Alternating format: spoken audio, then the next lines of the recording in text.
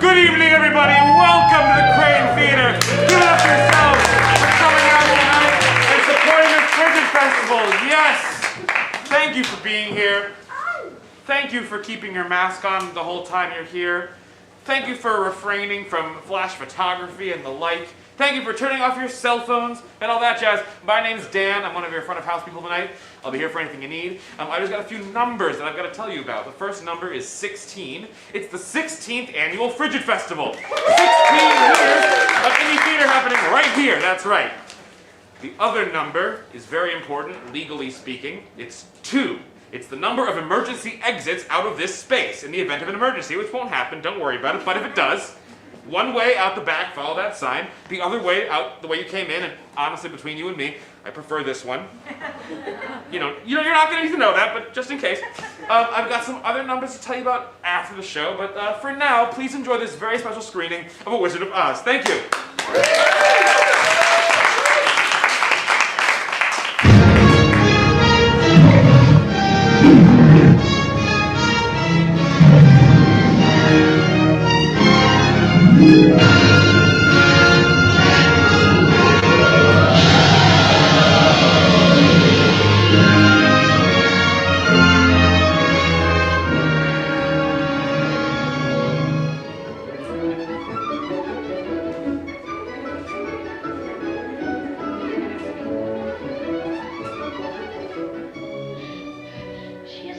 Toto, did she hurt you? She tried, she didn't. Hello! You all thought you were about to see a straight nugget.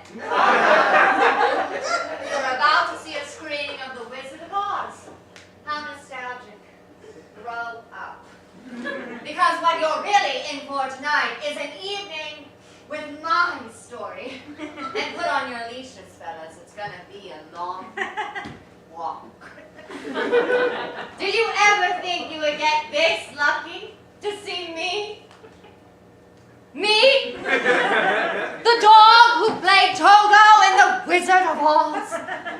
The cutest dog of the 20th century. Turn that off. Start my slides. Can I get a stool, please?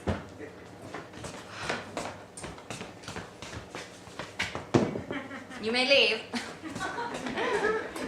You could watch The Wizard of Oz any old night, but to spend the evening with a star, do you want me to stay? How about sit? I can do it all. I am very good in the film. Right, you see me. I'm very good in every film I'm in. The camera loves me. I've been in 16 films, all speaking roles. And I'm sure you've seen all of them. And that's why I wanted to come here tonight. I am so accomplished, but so few people know my story. Who would have dreamed that a little caring terrier from the middle of nowhere, California, would go on to create this legendary film with Judy Garland. God, look how young I look there. Look how perky my 6 breasts are. I know, Toto, a famously male dog, was played by this bitch. I'm sure you would all love to hear Hollywood's dirty secrets. Oh, yeah. You've got those fleshy little things at the end of your arms for a reason, so use them. I'm sure you would all love to hear Hollywood's dirty secrets, and I've got the kibble to make your tails wag. I wanted to write a tell-all book like other Hollywood luminaries, or have a famous Twitter account like Cher, but it is difficult for me because I don't have opposable thumbs, and a good publisher is so hard to find. So, it'll have to be on this stage, right here. My name is Terry Spitz. I go by that name and no other name. Of course, tonight you can just call me Terry. Now, before we get too far in my story, there is a rapidity to my life that you humans can hardly imagine. For every year you luxuriated, 7 passed for me. So, adjust your perception of time if you want to keep up. When I got my big break in The Wizard of Oz,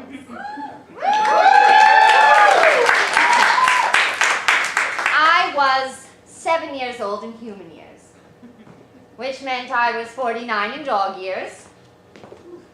I was acting across from a human child.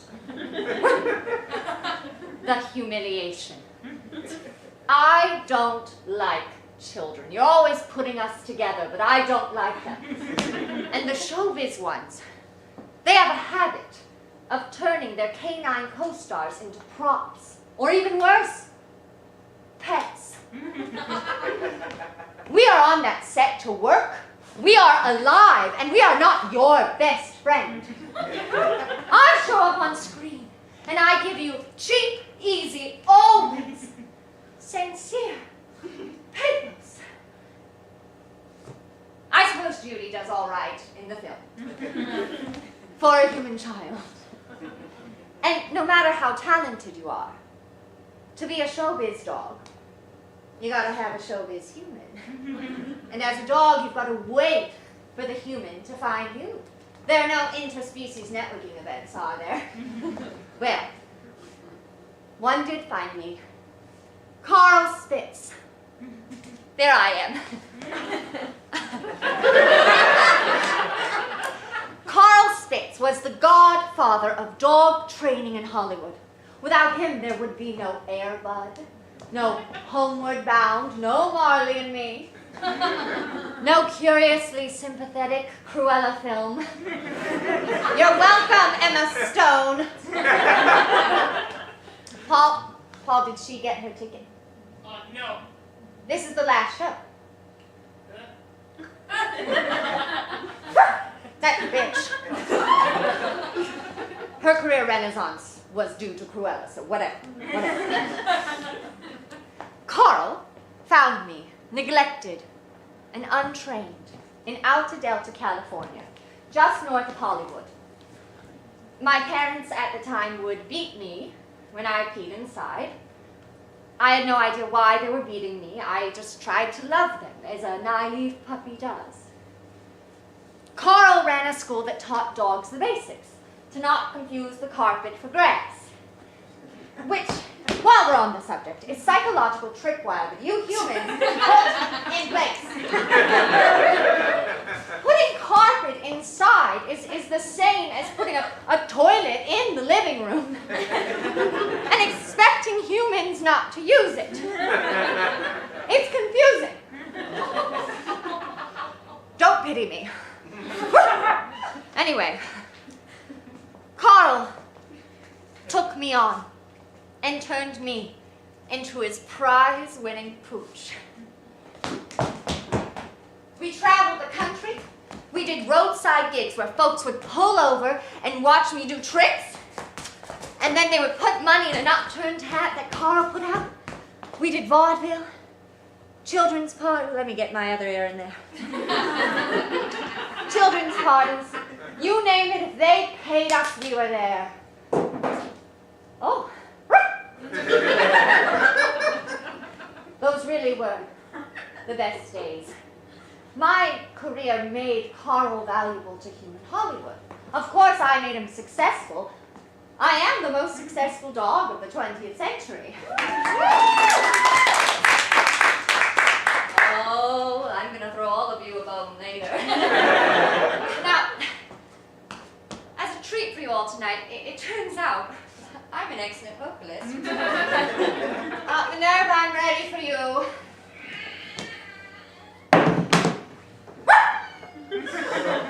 Minerva, I'm sorry I barged. Please come down. Minerva, come down. You know Cats. She got rejected from Cats on Broadway, so she's here. Oh, everyone, she's stretching. Say big stretch. There it goes. Come on.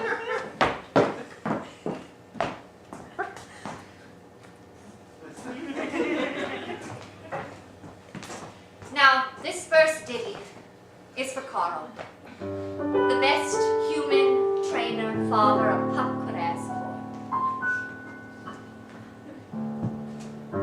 You made me pee outside. I didn't want to do it. I didn't want to do it.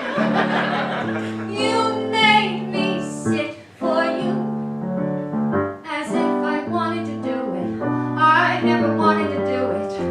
You made me fetch sometimes, which made me glad. You made me beg sometimes, which made me feel so bad. You made me speak, for I didn't want to tell you. I didn't want to tell you. I want some treats. That's true. Yes, I do. Indeed, I do. You know I do. Give me what I cry for. You know you got the box of milk bones that I die for. You know you made me love you.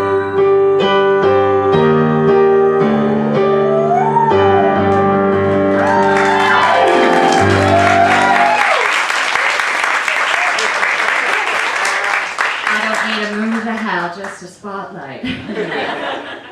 Now, before we move on in our show, I would like to introduce you all to Minerva, or as you may know her, the cat who played the cat in Breakfast at Tiffany's.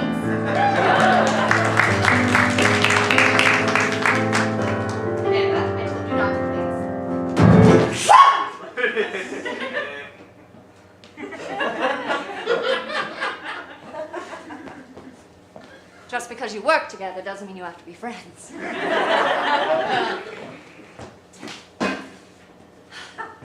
Those early years, Carl and I, we weren't much. But we had a damn good time. We kept each other fed. And what's wrong with a little transaction in love? Dogs and humans have a funny bond.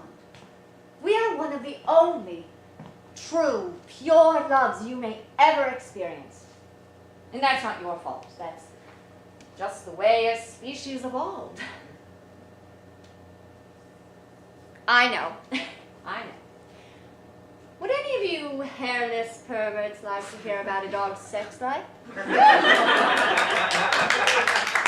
Of course you do. As far as you're concerned, our sex life is the carnal frontier. I've seen you at the dog park. You get embarrassed, but you wonder, what would it be like to be so free? Just now. Who should I tell you about? There have been so many. Oh, I know. You know Lassie? Lover. Doggy style. Of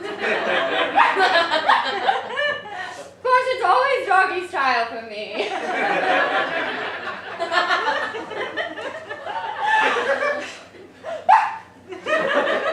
I'm so sorry, my dears. This bowl of gin is getting to me. Now, I am the most famous dog of the 20th century, right? Oh my. Come on, I know you don't want to admit it, but if you're going to fuck a dog, it would be that dog.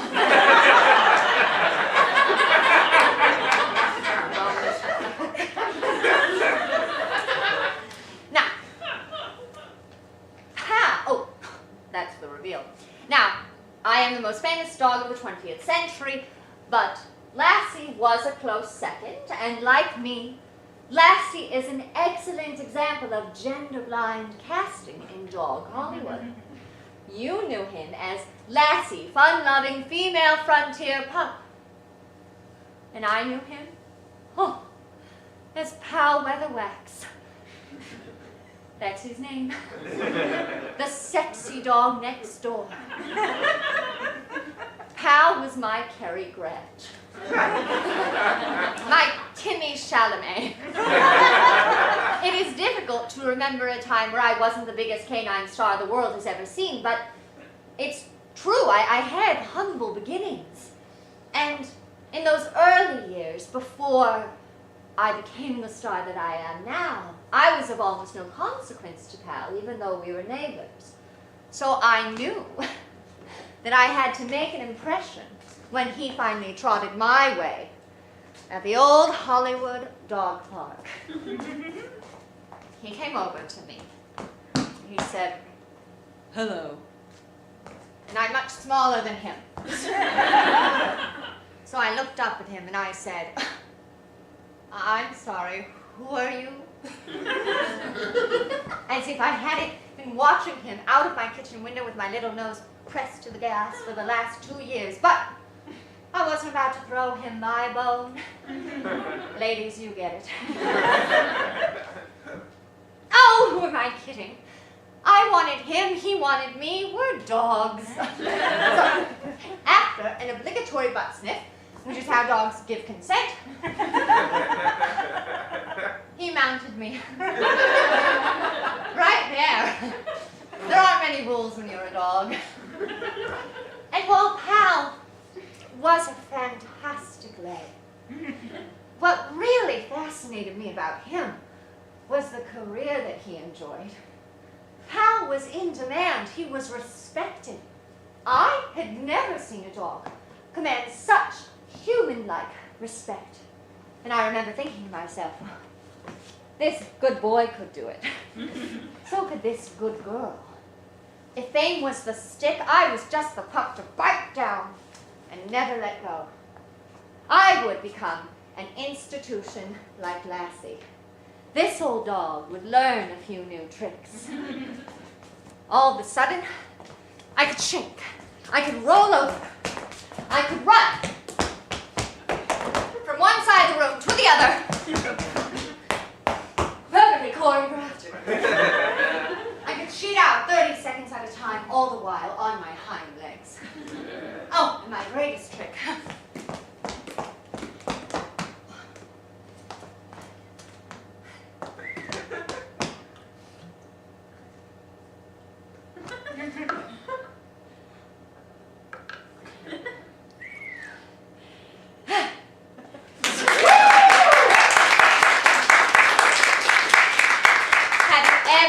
Dog do that. So, also look, you don't remember any of those little dogs, do you? So it's no wonder, after seeing that, I started booking. Big time booking. Starring across from the biggest actors of the day, human actors, 16 films. Kind of booking.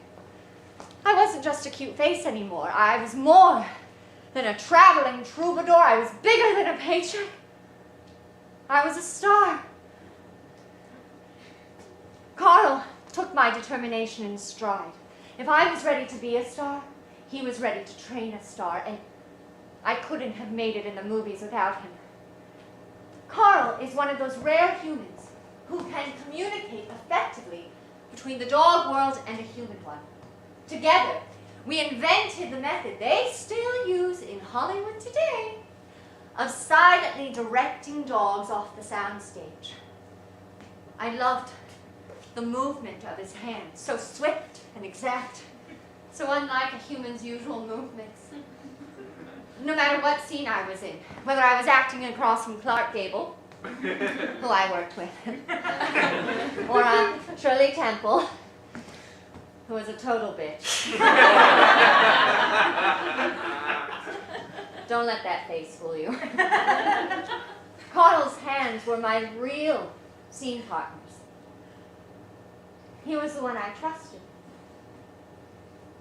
And doggone it, if I wasn't ready when destiny showed up by way of a casting notice in the Dog LA Times, looking for a little Karen Terrier, my exact breed, to star in an MGM film. Carl and I both knew the role of Toto rightfully belonged to me, but we had to convince the bigwigs at the studio. So, as another treat for you all tonight, would you like to see the audition that won me the role of Toto?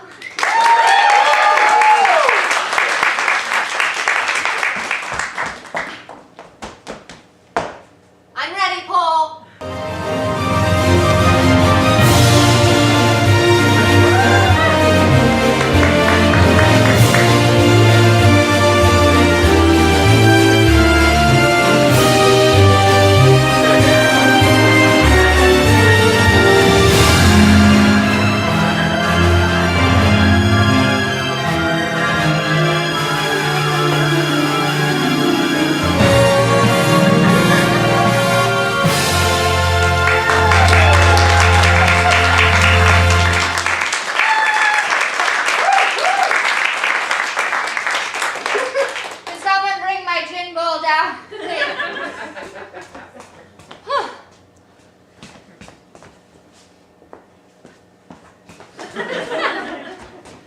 One second, and I'll be right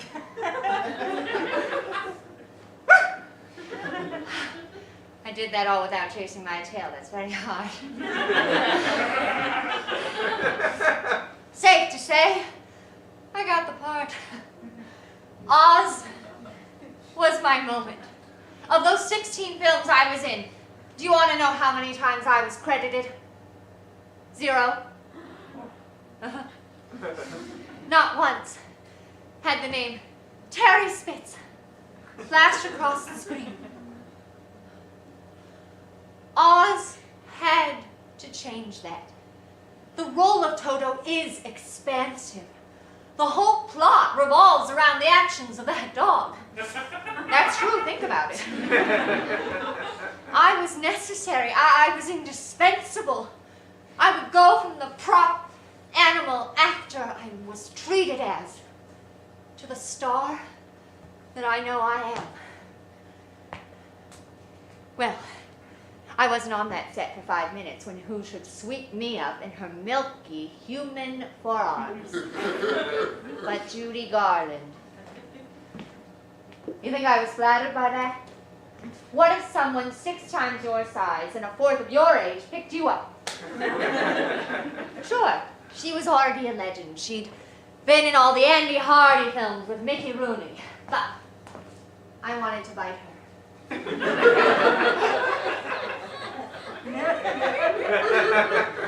I even let out a small growl. But I caught the look on Carl's face, so I relented. I could never disappoint that man. I let her coo over me. Does anyone know her real name? Anyone? Francis Gum. Oh, all right. Plenty of milk bones for you later.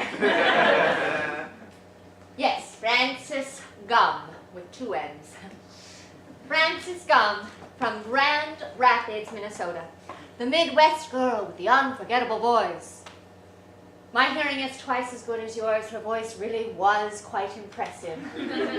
But I could tell when she held me, because we dogs are attuned to every emotion you humans put yourselves through. I could tell. Francis Gum was a raw fucking nerve. Maybe that's why I wanted to bite her. I wanted to stop, just to stop that poor girl from wanting to love me so dearly. Whether or not you think I can justify biting a child. I was an asset to that set, and I was bringing in more money than I'd ever brought in before. I made $125 a week. That's $2,000 by your standards. Judy made $500 a week.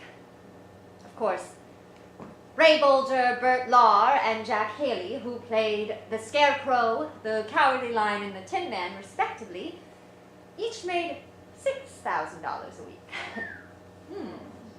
But, again, I've never seen that much money.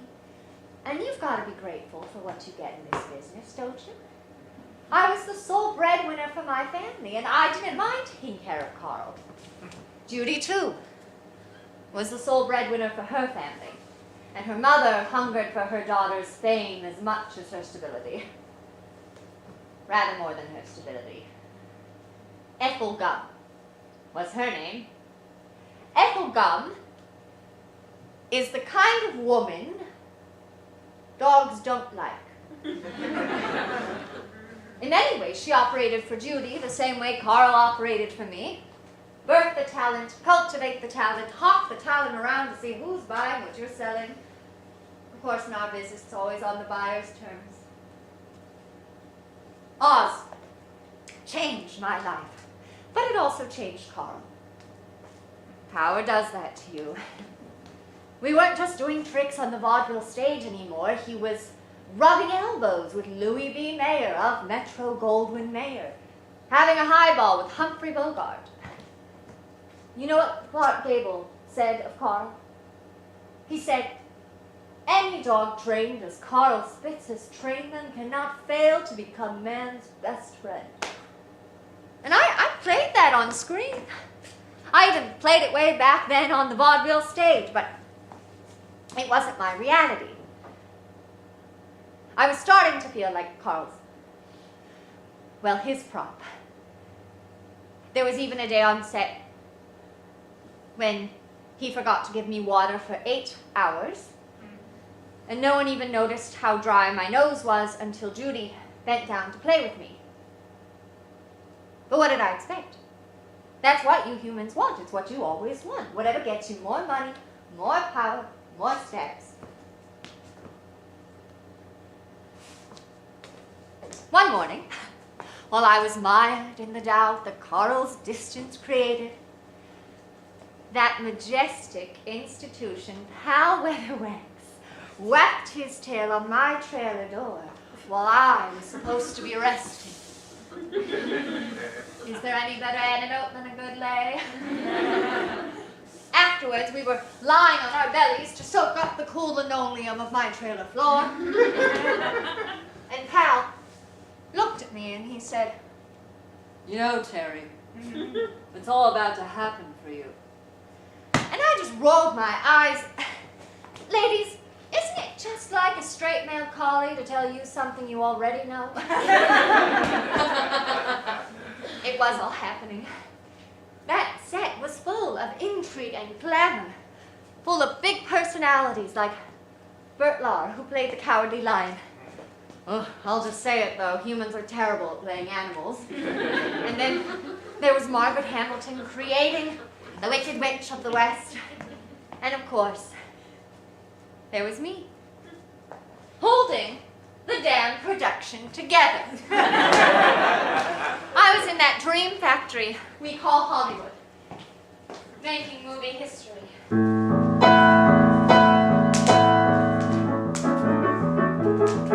With my dog trainer father and my scenes all learned and my tail all high above my head, I went to film a ditty out in Culver City and fetched some fame instead.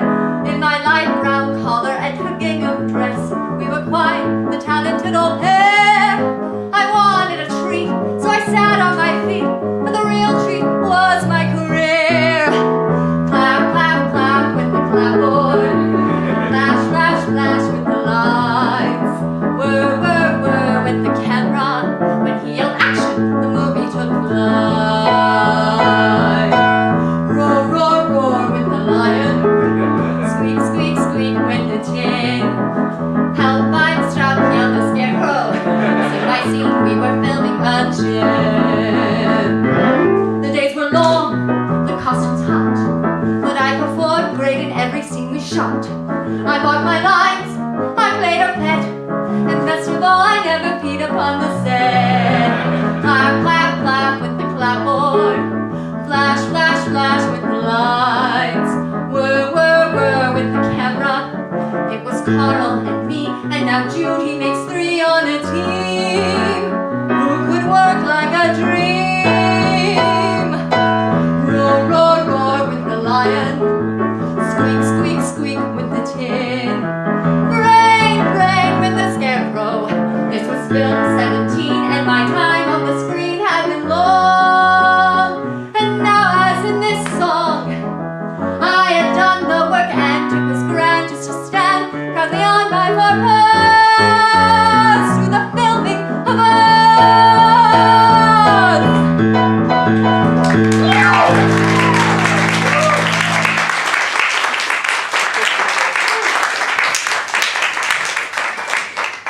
I don't know if you've heard that song before. It's an original. Oh, don't sue. It's not. Oz took 3 human years to film. Oh, excuse me, 3 dog years.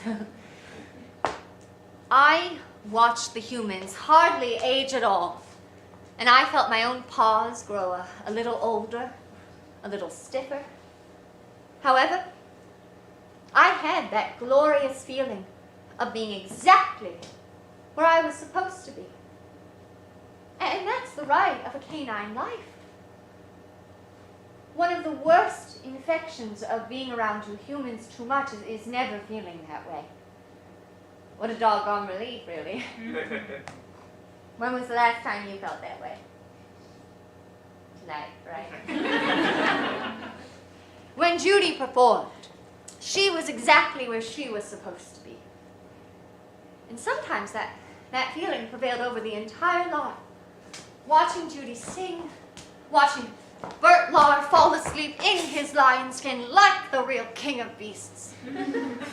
Even watching Margaret Hamilton's terrifying portrayal as the witch. Everything was coming together in a beautiful synchronicity on that set that I usually only felt in flashes on very long walks. I'll stop boring you chicken carcasses with faces. What you look like.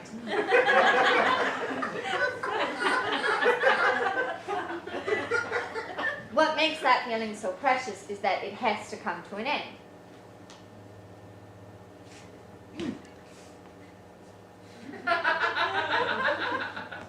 There is a scene in the film, I'm sure you're familiar with it, and I don't know if it was Carl's continuous lack of care for my safety, always pushing me to perform and perform. Can you play the scene, please? As you can see, the Winky soldiers are marching outside of the witch's castle after she's captured Dorothy. And they were marching, and they were marching, and they were marching, and the thump of their boots got louder and louder. But I never lost my head. I knew this movie would demand a lot of me. But I was a professional. I was proving myself. I was a professional.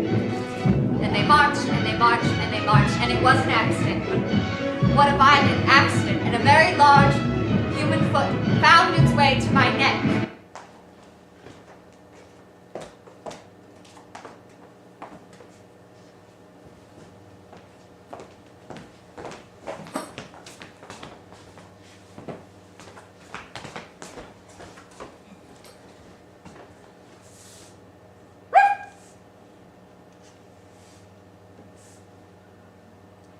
I woke up in a place I'd never been before, like some hungover human actor after their first night out on the town in Hollywood. And I was lying on my belly, like I usually am. And I remember rousing very slowly and hearing a very light voice in the distance. And I wondered to myself, is this dog heaven? But then I woke up more and I realized it had to be the real world because the pain that I felt in my back and in my legs was unlike anything I'd ever felt before. And then that voice got louder and closer. And then there she was. Judy. She was standing in the doorway with a bowl of food in her hands. And she didn't have her pigtails in, which almost made me laugh. But it was also the first real concrete thing that made me realize that, forgive me, I wasn't in Kansas anymore. She came over to me and she said, Terry, you got a little bit hurt, but I'm going to make you better. She was convinced that she could. I made it clear at that moment that I was only thinking about the food. I am a dog. So she picked me up gently from the bed, which still hurt so much that I yelped, and placed me in front of the food. And I ate hungrily. I found out later that day that I'd been in and out of consciousness for the last 4 days, and I hadn't been able to keep much down. And while I was out, Judy had asked Carl if she could take care of me. And I'm not sure if Carl was skeptical, but he decided to let her. After I finished that food, a sense of warmth and invulnerability spread throughout my body. There were painkillers crushed in the meat. Now I know, Judy Garland in pills, it's not usually the best comfort.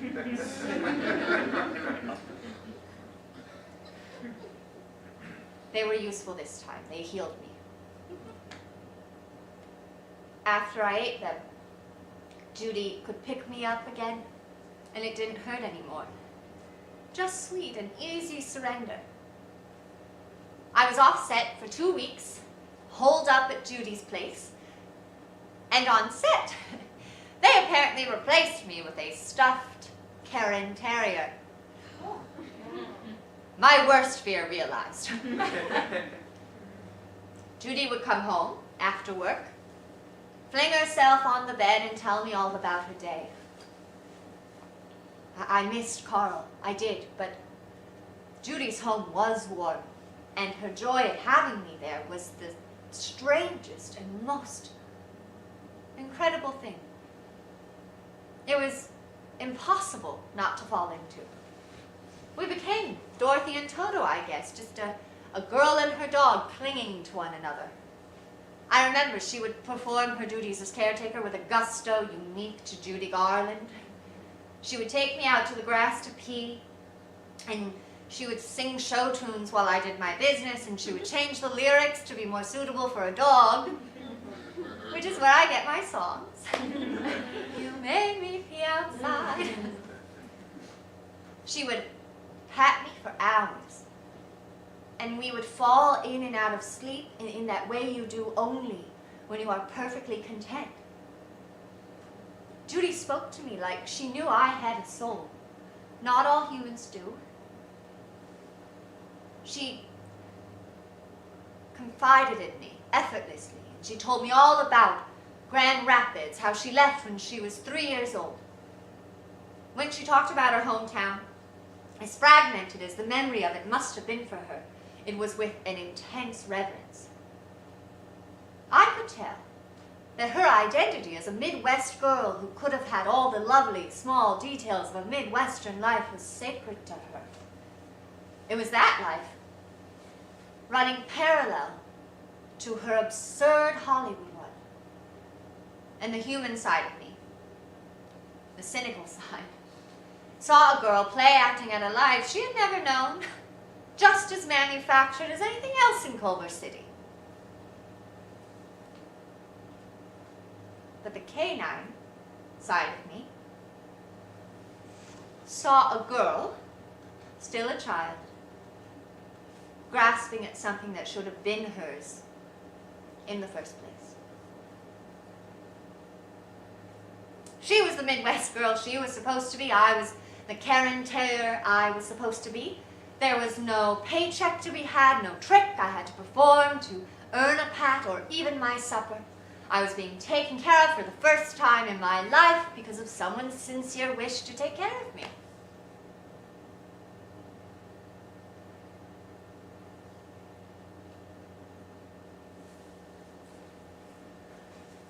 Carl came to pick me up, and we were sitting in Judy's living room. I was nestled in her forearms, and Carl looked very pleased to see me healthy and ready to go back to work. And he went to take me from her, but Judy pulled back and she said, "Mr. Spitz, I've had such a wonderful time with Terry, and I was wondering," and then she had to pause to catch that forceful breath of hers, and in that moment of silence, I could tell how much I wanted what she was about to ask for. She continued, "Mr. Spitz, I want to adopt Terry once filming is done. I can give you a generous sum, and I think it would be good for her.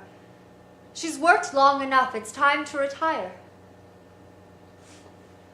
Her heart was a rapid metronome against my small body. I'm only 8 pounds. She wanted me. I mean, she really did. That girl who could move entire theaters, and she wanted me.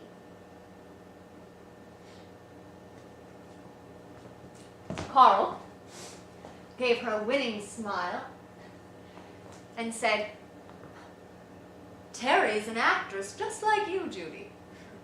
What if someone wanted you to retire?"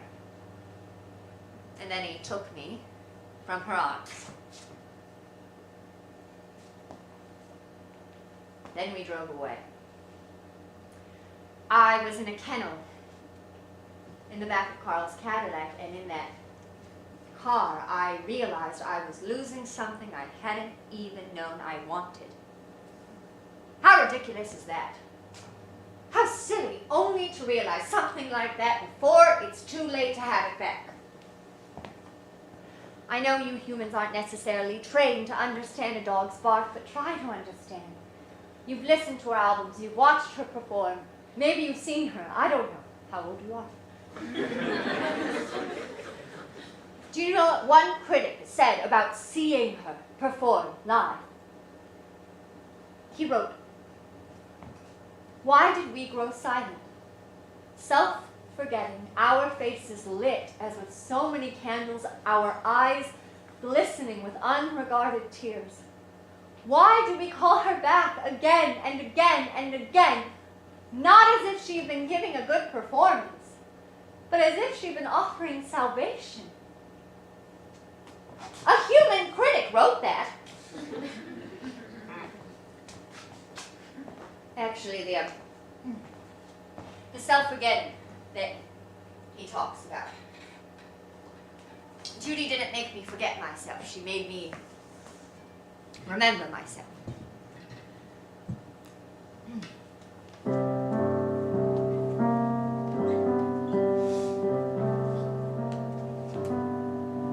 The night is bitter, your tail has lost its quiver. 1 year is 7, closer to doggy heaven. And all because of the girl who got away. No more her contralto call resounding throughout doors. That golden lane down which you were led made you astray. The fame that freed you has gone on to shortleash you. That time together couldn't survive weather. Don't know what happened. It's all a crazy game. No more that old-time thrill. For you've been through the puppy mill. And never a new love will be the same. What a good dog, yes, good girl. Your tricks are all you're good for. But an old dog learned to love. And where's she gone to? The road gets rougher, it's lonelier and tougher. You'll whine at the door, dog. But what's it all for, dog? There's just no let up. The live all night and day. Ever since this world began, there is nothing sadder than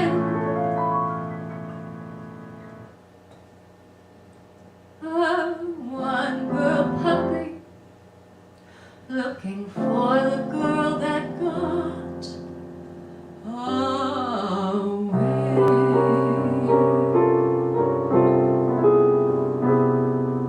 The girl that got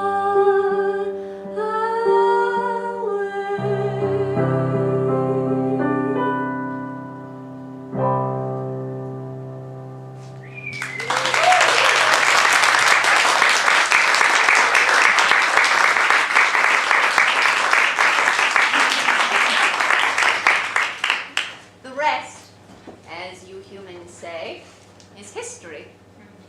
Everyone remembers Dorothy and Toto, Judy and Terry.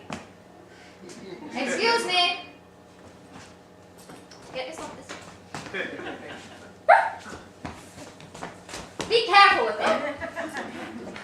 So sorry. Even Carl had to admit that he had never seen me attached so completely to another human before. But that was just something that made Carl's job easier.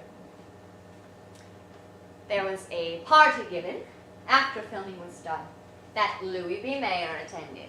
And as a stunt, Carl stood on a chair and held me in one arm, untied, and a certificate in the other, and announced to present company that my name was now legally changed to Toto.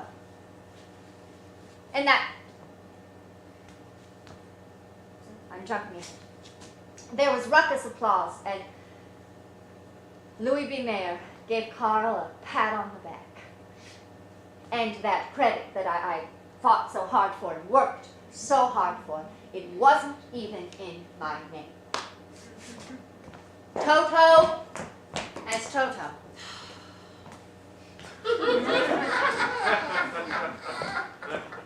Salt in the wound, Paul. And that would be the only credit I would ever get, my dear human friends. Well, what are you gonna do? It's showbiz. You get a little love, it gets taken away. I know you are wondering about Pal. I did see Pal again, but it was our last meeting. I realized that he wasn't too good for me. He was too distracting. But Pal was sweet. He was waiting for me after the Wizard of Oz premiere in my front yard. And he looked at me levelly. Look at old Lassie posters. Pal has got gorgeous eyes. He said, How's it going, Toto? Pal got the joke. I said, same as ever, Lassie. He likes a little sass, so he licked my ears. And then all of a sudden it occurred to me to ask him, Pal, do you ever wish that this shit would end? Do you ever wish we could just be dogs? And he cocked his head. And he said, I don't know if I could be anything else, Terry. And I was so grateful that he used my boring original name. And I said, I don't know if I could be anything else either, Pat. And I licked him. We're dogs. His tail started wagging. He said, it's all about to happen for you, Terry. You'll see. Well, it had all already happened. Pal went on to have a rich and wonderful career, and he stayed beautiful and magnetic, and I watched it all from afar.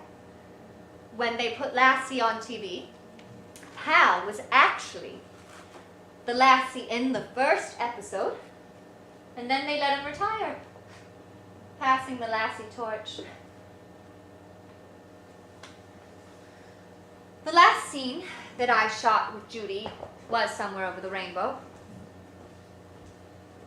It seems appropriate, doesn't it? That moment was earned by both of us.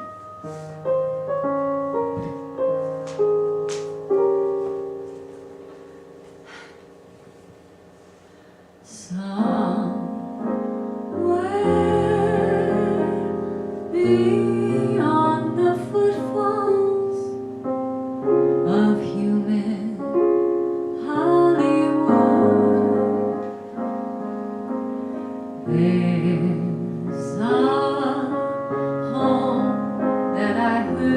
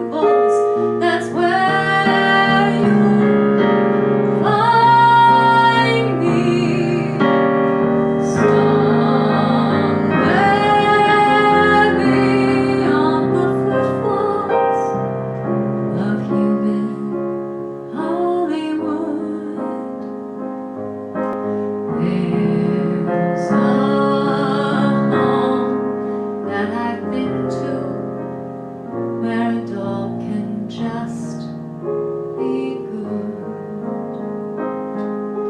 If happy little doggies lie in grass so green, oh, why, oh, why can't I?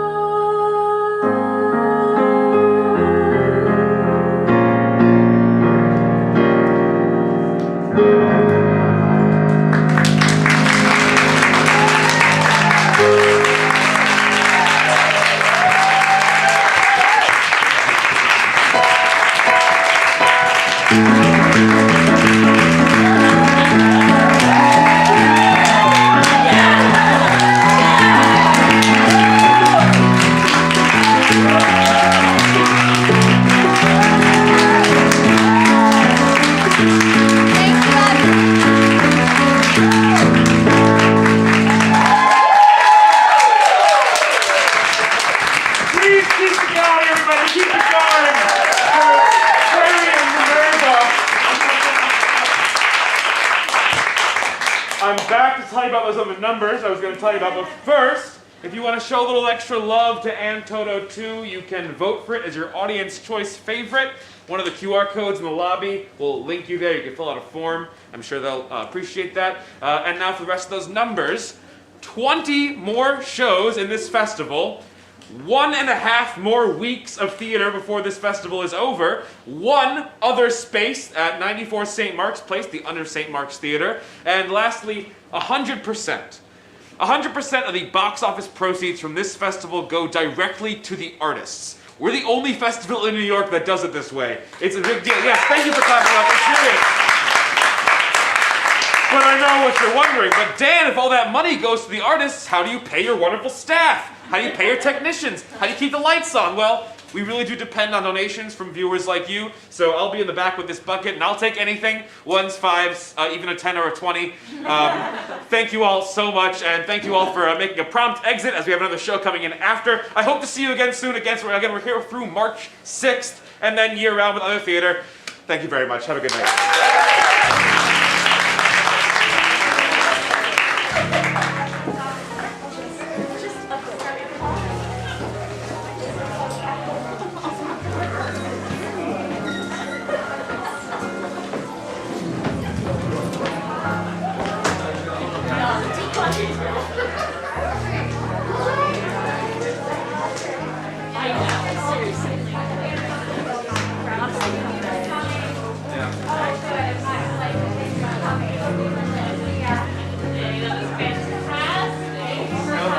I've never seen a show that I'm so more grateful like that's such a perfect show for me. I know.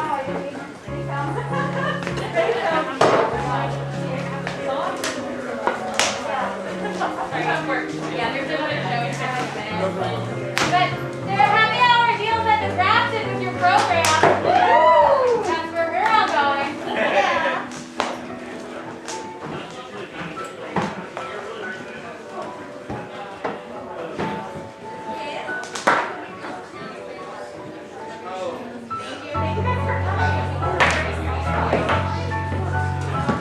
Public service announcement. If you'd like to see Megan, she will also be at the Grafton.